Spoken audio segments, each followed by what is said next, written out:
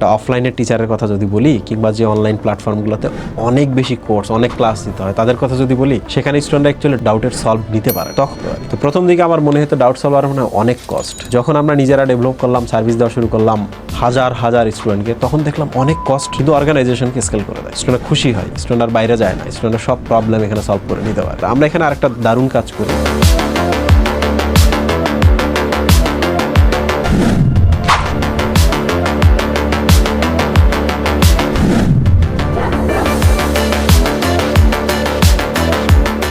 আমি যখন biology এটার্স run করি, অনেকেই জানে যে বায়োলজি এটার্স মেসিভ সারা বাংলাদেশে ছড়ায়। তো ডাউটগুলো ইউজুয়ালি তারা ফেসবুক গ্রুপের মধ্যে পোস্ট দিত। আমি পড়ানোর ফাঁকে ফাঁকে এই বড় গ্রুপটা আমি কিন্তু একাই চালাইতাম। এই গ্রুপের অ্যাডমিন ছিল না, মডারেটর ছিল না। প্রথম 5 বছর 4 বছরের মতো আর কি, স্টিল আমি নিজে রিপ্লাই দিই। এটাতে প্রচুর টাইম লাগে। অফলাইনের একটা টিচার কিংবা অনলাইনের একটা টিচারের কথা যদি আমরা চিন্তা করি, আমি তো দিনে একটা ক্লাস নিই 1.5 ঘন্টা, একটা কিউএনএ সেশন রাখি 1.5 ঘন্টা, সব মিলে 3 ঘন্টা, প্রিপারেশনের জন্য রাখি 1.5 ঘন্টা। তো সব মিলে আমার 4.5 ঘন্টার মতো 5 ঘন্টার মতো সময় লাগে। বাকি সময়টা কিন্তু আমি ফ্রি থাকি, যে কারণে আমি প্রচুর ডাউট সলভ করতে পারি স্টুডেন্টের। একটা অফলাইনের টিচারের কথা যদি বলি, কিংবা যে অনলাইন প্ল্যাটফর্মগুলোতে অনেক বেশি কোর্স, অনেক ক্লাস দিতে হয়, তাদের কথা যদি বলি, সেখানে স্টুডেন্টরা অ্যাকচুয়ালি ডাউটের সলভ নিতে পারে। তখন কি হয়, একটা manual doubt solver technology integrate আমরা করতে পারি, এআই ডাউট সলভার করতে পারি। তো প্রথম দিকে আমার মনে হতো ডাউট সলভার মানে অনেক কষ্ট। যখন আমরা নিজেরা ডেভেলপ করলাম, সার্ভিস দেওয়া শুরু করলাম হাজার হাজার স্টুডেন্টকে, তখন দেখলাম অনেক কষ্ট না, কিন্তু অর্গানাইজেশনকে স্কেল করে দেয়। স্টুডেন্ট খুশি হয়, স্টুডেন্ট আর বাইরে যায় না, স্টুডেন্টের সব প্রবলেম এখানে সলভ করে নিতে পারে। সো ম্যানুয়ালও হতে পারে, এআই ডাউট সলভার হতে পারে। আমরা এখানে আরেকটা দারুণ কাজ করি, ইন্টারমিডিয়েটের বইগুলো দিয়ে আমরা আমাদের এআই কে ট্রেন করি। তো যখন সে ডাউট